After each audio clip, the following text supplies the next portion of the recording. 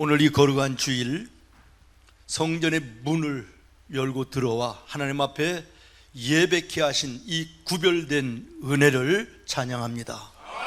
하나님께 영광을 돌립니다. 주일 아침에 이렇게 예배에 나오다가 보면 교회 앞에 등산복을 입고 또는 자전거를 가지고 이렇게 산과 들과 강으로 이렇게 이제 나가는 분들을 간혹 봅니다. 오늘도 한 두 팀을 보았는데요. 문득 어떤 생각을 하느냐 그러면, 산과 들도 강도 참 좋지만 그 모든 것을 지으신 하나님을 배우러 오지 어디들을 가고 있을까, 이런 생각을 하면서 그들의 영혼을 위해서 하나님 앞에 저절로 기도가 됐습니다. 사랑하는 여러분, 하나님의 성전의 문을 들어와 이 구별된 자리에 앉아 있다는 거 축복입니다. 참 세상에 무엇을 주고도 바꿀 수 없는 은혜 중에 은혜인 것입니다. 오늘 9절 말씀에 보니까 예수님이 말씀을 하십니다. 내가 문이니. 7절에는 좀 더 구체적으로 말씀하십니다. 양의 문이라. 그렇습니다. 사랑하는 여러분, 예수님은 나와 여러분의 문이 되셔서 우리가 그 안에 들어오면 구원을 받습니다. 영원한 생명의 문이 되시는 것이죠. 그리고 이것으로 끝이냐? 그렇지 않습니다. 들어가며 나오며 꼴을 얻으리라. 삶 속에 필요한 모든 영과 육의 일용할 양식까지도 하나님이 허락하신다, 그런 말이죠. 맞습니다. 예수님은 나와 여러분의 구원자이십니다.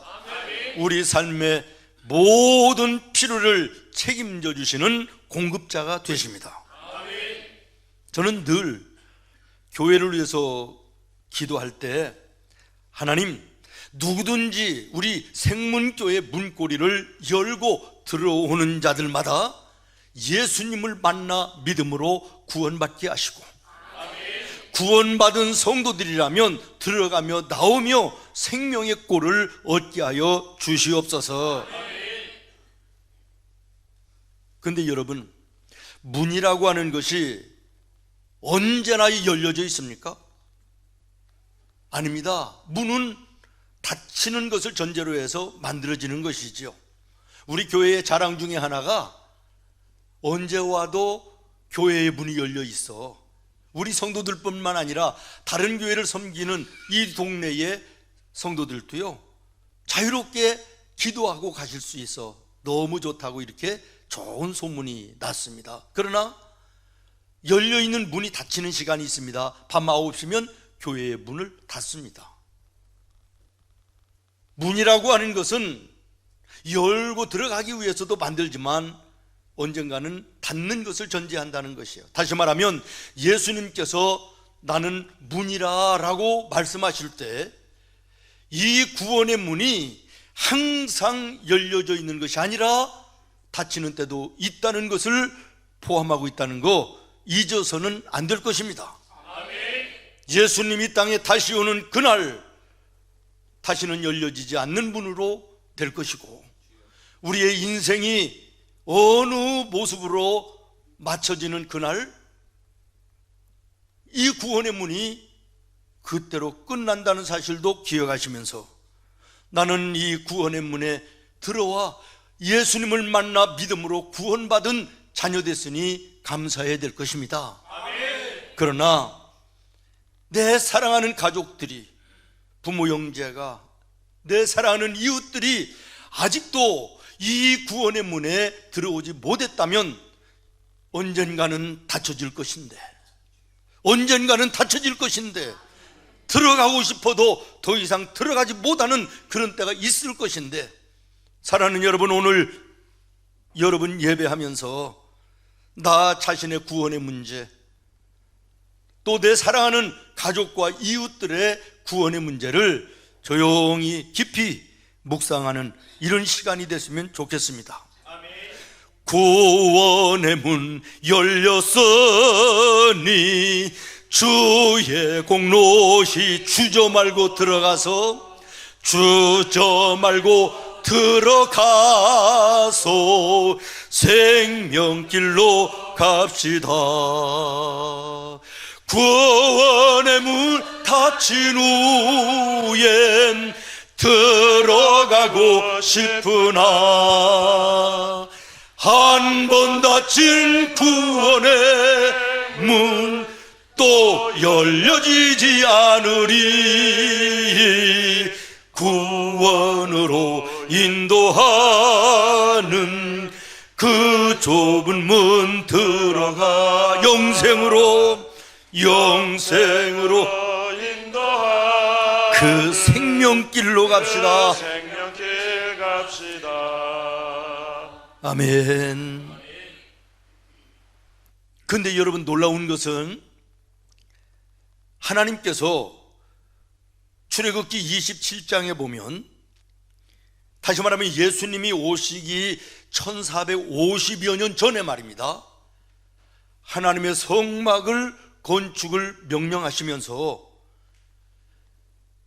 구원의 문 예수 그리스도는 오직 한 분이시다라고 하는 것을 말씀하셨습니다.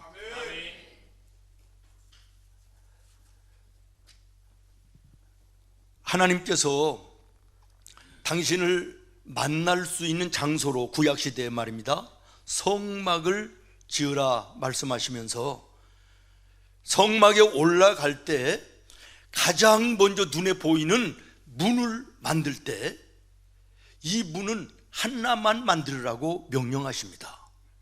그 넓고 큰 성막에 문이 유일하게 하나다. 이것은 유일한 구원자는 문이 되시는 예수 그리스도 한 분인 것을 말씀하고 있는 것이에요. 그래서 이 예수라고 하는 구원의 문을 통과한 자만이 하나님을 만나 자녀로 인정을 받고 구원받아 하나님의 영원한 백성이 되는 것을 말씀하셨다라고 하는 것이에요. 그런데요, 이 문을 다른 곳에 내지 말고 동쪽에다 내라. 유일하게 하나 문을 내는데 동쪽에다 내라는 거예요. 그러니까 이 동쪽은 찬란한 태양이 떠오르는 방향 아닙니까? 그러니까 이 동쪽을 문을 내서 그 문으로 들어갈 때는 서쪽을 바라보고 들어가는 거예요. 서쪽은 해가 지는 곳입니다. 성경에서 동쪽은 소망과 희망과 기쁨과 은혜의 풍성함, 자유함, 이런 것들을 상징하고 있지만 서쪽은 해가 지는 곳, 어두운 곳이에요. 인생의 염려와 근심과 걱정과 두려움과 아픔과 고통, 이런 것들을 상징할 때 서쪽을 얘기합니다. 다시 말하면 성도들이 하나님의 성전에 예배하기 위해서 들어갈 때는 세상의 질고 속에 아픔과 괴로움과 고통과 억울함과 외로움, 많은 이런 삶을 가지고 들어갈지라도 예배하면서 찬송하고 기도하고 하나님의 말씀으로 예배하고 일어나서 집을 향하여 세상을 향하여 나갈 때는 소망의 기쁨의 자유의 은혜 풍성함의 놀라운 동쪽을 향하여 나아가라는 것입니다. 오늘 우리 교회가 이런 교회가 되기를 원하고 오늘 예배하는 나와 여러분이 이런 예배자들이 되기를 예수님의 이름으로 축원합니다.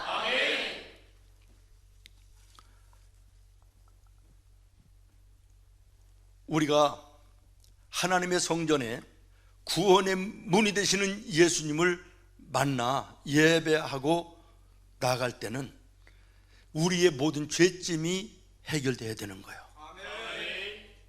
뭐가 해결되어야 된다고요? 죄의 짐. 여러분, 이 죄의 짐은 하나님과 나 사이를 가로막습니다. 하나님과 나 사이가 가로막히면 걸어가는 인생이 답답할 수밖에 없습니다. 어두울 수밖에 없습니다. 고통스러울 수밖에 없는 것이에요. 그러나 하나님과 관계 속에 죄의 문제가 해결되어지고 죄짐이 풀어지면 하나님과 교통이 이루어지는 것입니다. 하나님 나라의 풍성한 은혜와 복이 내게 쏟아져 내려오는 놀라운 교통함이 일어나는 것이에요.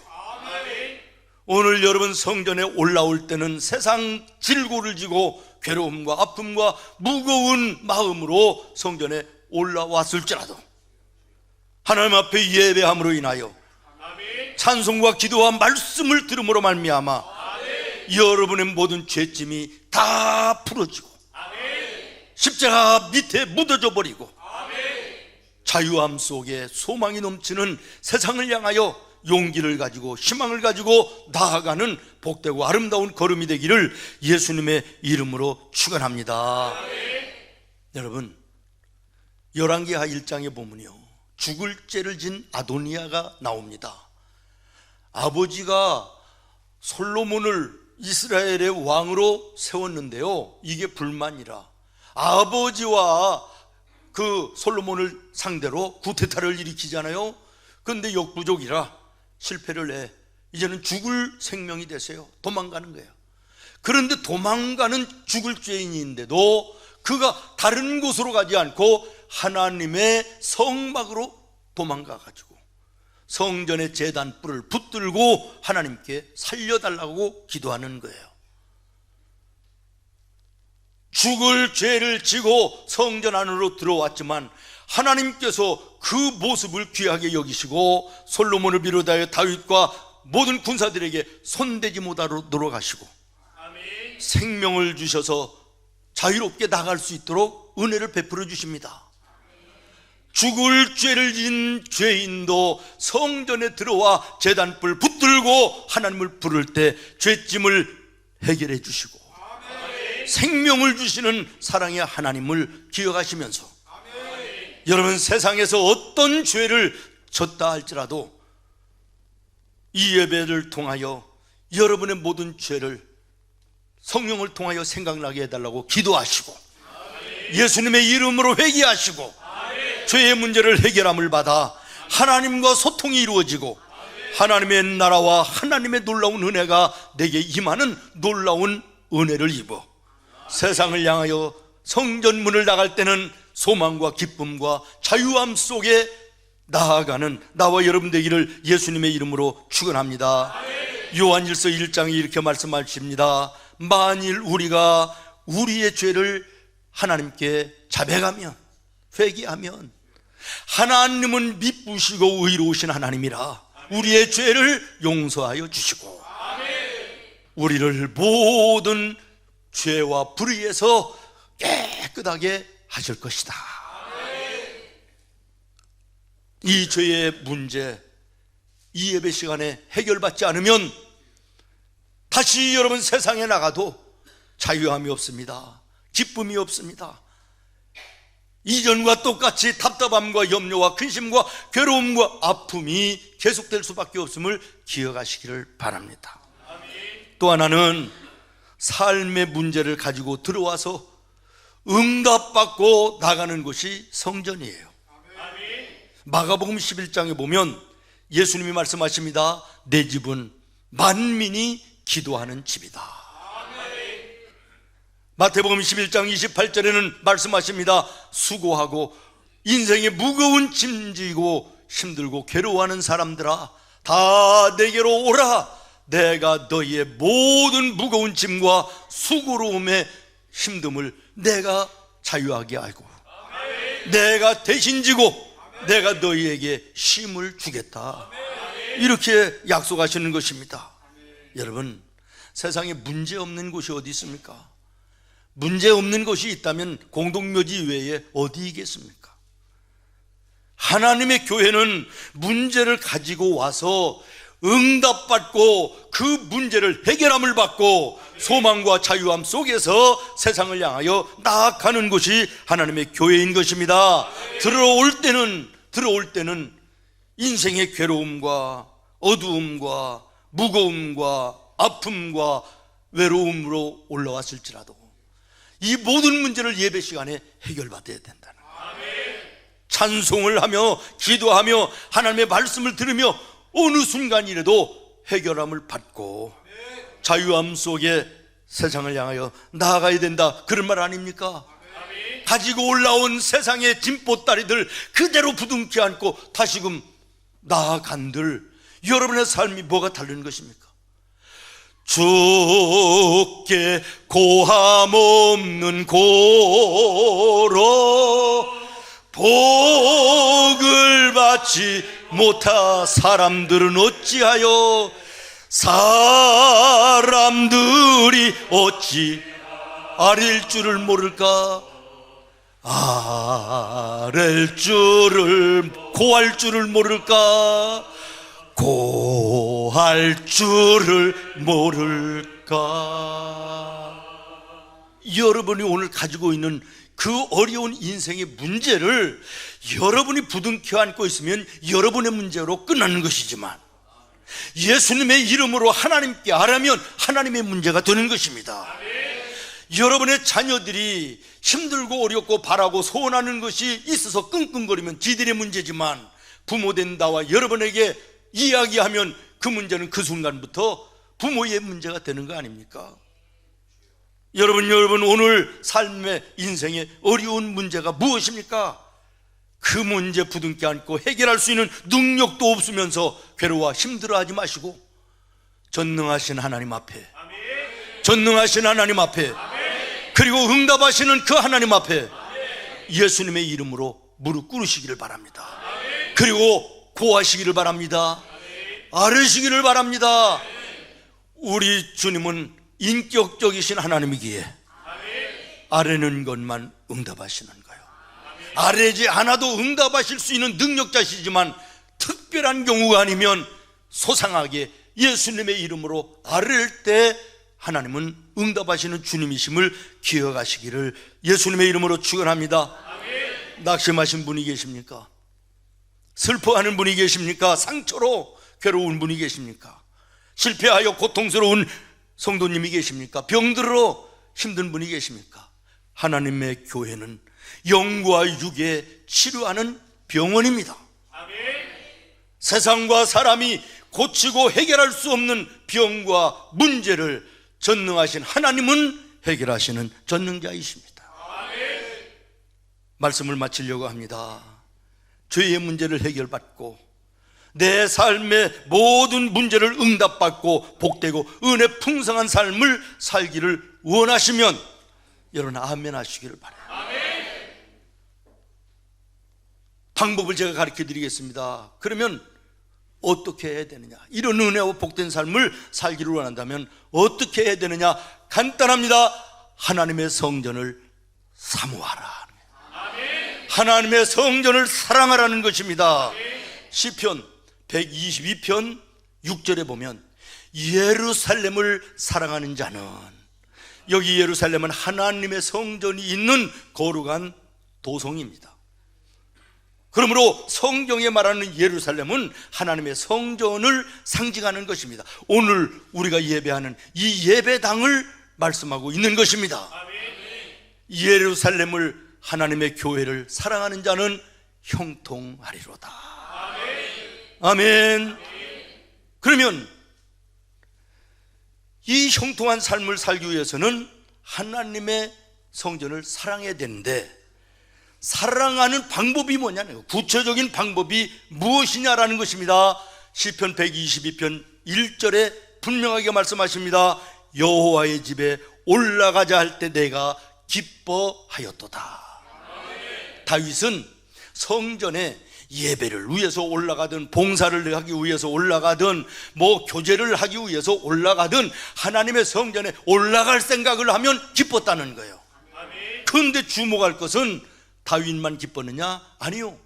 성전에 올라가는 것을 기뻐하는 그 모습을 하나님이 보시고 하나님도 기뻐하신다는 거예요.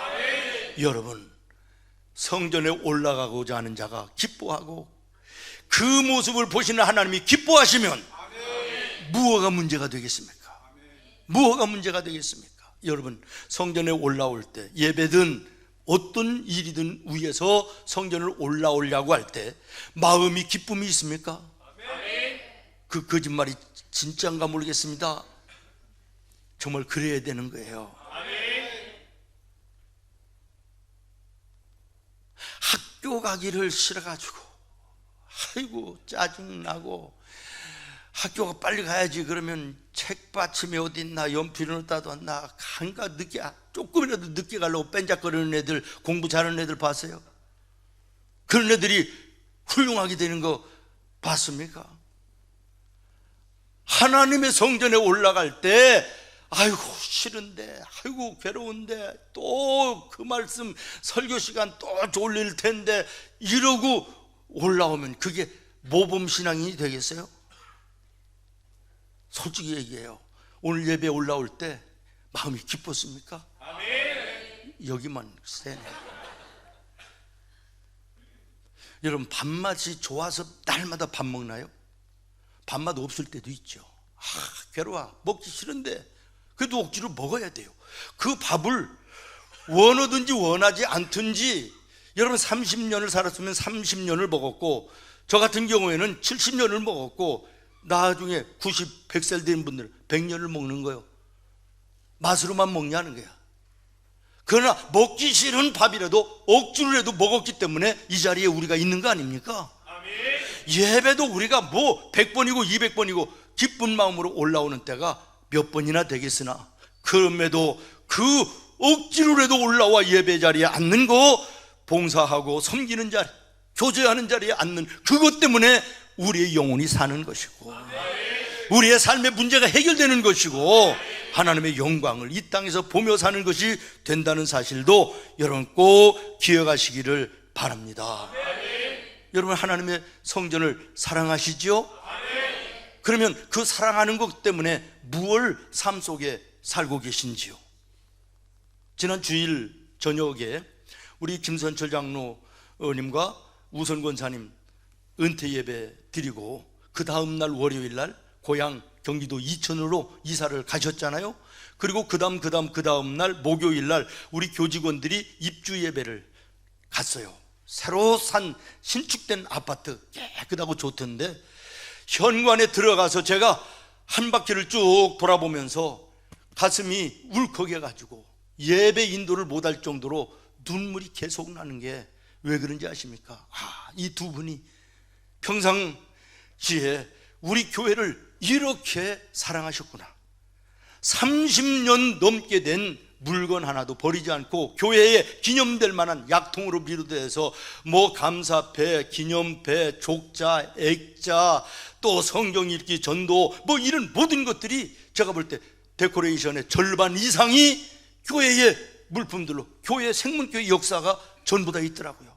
너무 감사. 하나님의 성전을 이렇게 사랑했구나. 이런 두 분을 다음 주일부터 함께 예배하지 못하는구나 생각하니까 너무 감사하기도 하고 아쉽기도 하고요. 눈물이 나서 예배인들을 제대로 못하고 왔습니다. 그래서 제가 말씀을 준비한 것을 바꿨어요. 이사야서 66장에 보면 하나님의 성전을 사랑하는 자에게 하나님이 약속하신 세 가지의 복이 있습니다. 은혜가 있습니다. 이 복을 선포하고 그렇게 되기를 예수님의 이름으로 축원하고 왔는데요, 11절에 보면 우유로와 만족과 풍성함이 이 가정에 있을 것이라는 거예요. 아멘. 두 번째는 평강이 있을 것이라는 거예요. 세 번째는 원수들로부터 보호해 주실 것이라는 거예요. 그런데요, 이 세 가지의 은혜와 복도 말할 수 없는 큰 것이지만, 이 세 가지의 말을 서술하는 서술된 말씀들이 더 은혜로운 거예요. 우유로와 만족과 풍성이 어떤 모습으로 이루어질 것이냐? 엄마 품에 안긴 어린애가 엄마의 젖을 넉넉히 빨고 흡족이 하는 그 모습으로 풍성케 해주겠다는 거예요. 만족하게 해주겠다는 거예요. 우유로 해주겠다는 거예요. 얼마나 은혜가 되는지. 내가 너희의 가정에 평강을 주겠다 이렇게 말씀하시지 않습니다. 어떤 평강을 말씀하시느냐? 시냇물이 흘러가는 것처럼, 강물이 넘쳐나는 것처럼 그런 평강을 내가 너에게 주겠다는 거예요. 누구에게? 하나님의 성전을 사랑하는 자에게. 아멘. 입을 열어 아멘 하시면 참 좋을 텐데. 아멘은 받아먹는 거예요. 아멘 하면 그 말씀이 내 마음에 들어오는 거예요. 내 영의 생명이 되는 거예요. 그런데 왜 아멘을 못 하시나요? 이거 영적인 벙어리라. 김선철 장로님 부부가 이사를 미리 이제 좀 하고 그 옛날에 고향교회를 몇 번 출석을 했는데 답답해서 예배를 못 드리겠대. 아멘이 없대요. 아멘에 길들여진 양반들이 아멘이 없으니까 이거 영적인 벙어리 같아가지고 답답해서 예배를 못 드리겠대. 보호해 주겠다 이렇게 말씀하시는 거로 끝나지 않습니다. 여호와의 의로운 오른손으로 붙들어 원수들로부터 내가 지켜주겠다는 거예요. 이런 은혜가 있기를 예수님의 이름으로 축원하는데, 그러기를 원한다면 하나님의 성전을 사랑해야 된다. 아멘. 하나님의 성전을 사랑해야 된다. 하나님의 성전이 구체적으로 어떤 곳인가 라고 하는 것을요, 역대하 7장 16절에 아주 명징하게 말씀하고 있습니다. 내가 이미 이 성전을 어떻게 했다? 택하여 거룩하게 했다는 거예요. 그리고 그 성전에 나의 여호와의 이름을 두었는데 이따가 가져가는 것이 아니라 영원히 있게 하였습니다. 내 눈과 내 마음이 항상 이 성전에 있느니라. 예배를 위하여 올라온 나와 여러분을 우리 주님께서 보셨다는 거예요. 우리의 예배를 들으시고 계신다는 거예요. 이 예배당이 값지고 굉장하다 이것이 아니라 하나님이 이전에 만나주심으로 이곳은 거룩한 곳입니다. 하나님이 정하신 곳이기에 이곳이 복된 곳입니다. 유일한 구원의 문이 되시는 예수님이 여기에 임재하시기 때문에 복된 곳입니다. 들어가며 나오며 생명의 꼴을 얻으며 영원한 생명을 예수를 믿음으로, 유일한 구원의 길인 예수님을 믿음으로 구원받는 놀라운 은혜의 역사가 오늘 이 아침에 나와 여러분 모두에게 있기를 예수님의 이름으로 축원합니다. 선한 목자 되신 주님께서 우리의 가는 인생의 모든 길을 인도하실 것이고 필요를 채워주실 것입니다. 하나님 나라 천국에 이를 때까지 그 은혜는 변치 않을 것입니다. 주신 말씀을 생각하면서 찬송가 569장 자리에서 일어나서 찬송하겠습니다.